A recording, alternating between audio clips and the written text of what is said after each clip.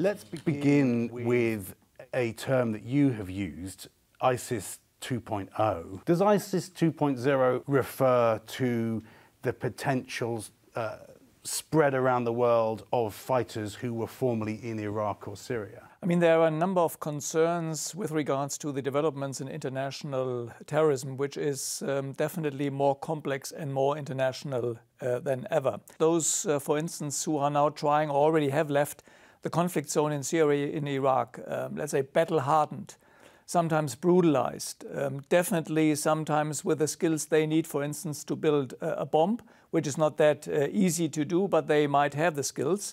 And don't forget that foreign terrorist fighters from more than 100 countries have been traveling into the conflict zones in Syria and Iraq. You talk about ISIS 2.0.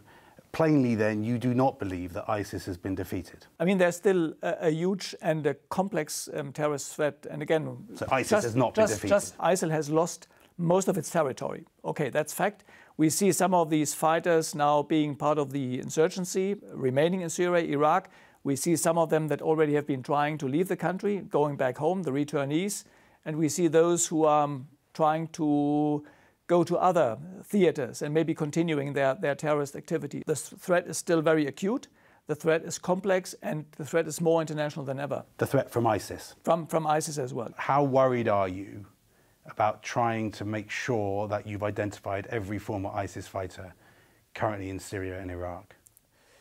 I don't know. But again, our approach is to help, to collect as much information as possible. Yeah. For instance, we have a data. Let me give you an example. Yeah, we have a database on foreign terrorist fighters. We started that activity in 2012 just with 13 profiles. We have now almost 50,000 profiles. So this information potentially... 50,000? 50,000, almost. And these are 50,000 people who potentially spread around the world? Potentially spread around the world. This is work that we are doing, of course, in close cooperation with our national central bureaus, like the National Central Bureau in Washington, which has been playing a major role because that program was mainly supported by the United States also as a leader in the global coalition to defeat ISIL. US forces are being withdrawn. The situation in Syria is changing.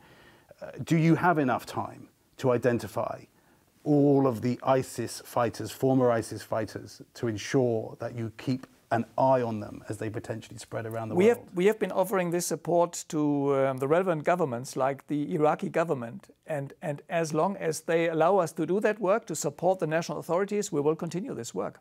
Have any of your calculations changed as a result of President Trump's decision to withdraw We are continuing this work. Again, we are a member of the global coalition to defeat ISIL, which has been helping us significantly in receiving relevant information from battlefields. That's a model which we have already been applying in Afghanistan in 2005, very successful, sharing this information, and that leads, again, to a significant number of arrests all around the world, almost on a daily basis.